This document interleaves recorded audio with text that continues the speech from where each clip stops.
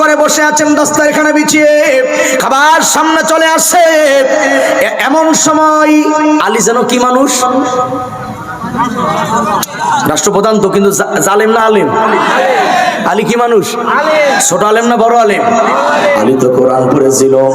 এবার হযরত আলী কেবলমাত্র তার খাবারটা মুখের সামনে এনেছেন। সারাদিনের না খাওয়া মানুষ, ঠিক এমন সময় ঘরের বাইরে কে যেন দাঁড়িয়ে বলে, বাড়িতে কেউ আছেন নাকি? সারাদিন খাই নাই, একটু খাবার দিলে আল্লাহর কাছে আপনার জন্য দোয়া করতাম। আলী তো আলেম মানুষ, আলী কোরআন পড়েছে। যখন ভিক্ষুক আসবে, দরিদ্র আসবে, ধমক দিবা না, তাড়িয়ে দিবা না, যা পড়ো তাই হাতে দিয়া দাও, কারণ সেই আল্লাহর ভিক্ষু বানাইছে, সেই আল্লাহ তোমারে ধনী বানাইছে। ঠিক কিনা জোরে বলেন?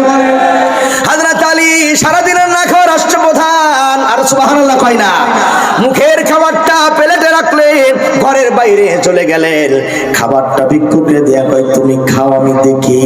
ভিক্ষুক খাবার খায়, আলী তাকায়া তাকায়া দেখে, খাইতে খাইতে প্লেটের সব খাবার ভিক্ষুক খায়া ফেলাইছে।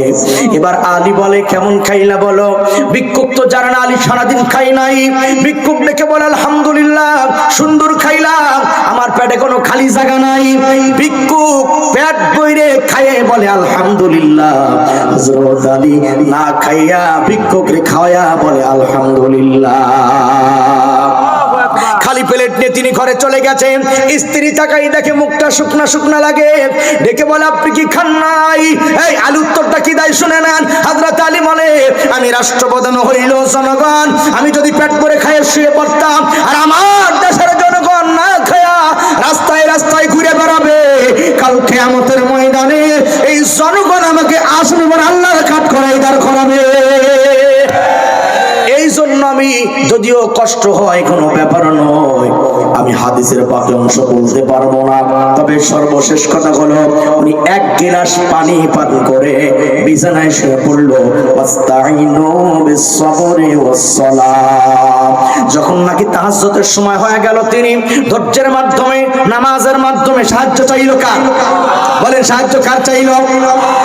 হযরত আলী সারাটা রাত না খাওয়া, সারাটা দিন না খাওয়া, কিন্তু জনগণরে খাওয়া দিল। এখন আমার সর্বশেষ কথা, সর্বশেষ প্রশ্ন হলো, হযরত আলীর কাছে যে কোরআন ছিল, ওই কোরআন বর্তমান আলেম ওলামার কাছে আছে না নাই? জোরে বলেন, আছে না নাই? কথা ক্লিয়ার, আছে না নাই? ইসলামী আন্দোলনের কর্মীদের কাছে এই কোরআন আছে না নাই? তাহলে যে কোরআন আলীর কাছে থাকার কারণে আলীর মতো আলেম এত সুন্দর রাষ্ট্র চালাইলো, নিজে না খাইয়া জনগণকে খাওয়াইলো।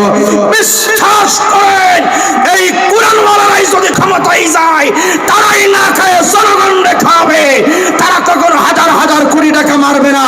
তাই সর্বশেষবার জানতে চাই, এই আলেমদের পক্ষে, ইসলামী আন্দোলনের পক্ষে, এই জমিনে দিন কায়েমের জন্য আগামী নির্বাচন সামনে রেখে কাজ করতে পারবেন কারা কারা? আমার সামনে শেষবারের মতো হাতটা দেখায় আদান। আল্লাহু আকবার, নারায়ে তাকবীর, নারায়ে তাকবীর। হয়েছে, আলহামদুলিল্লাহ।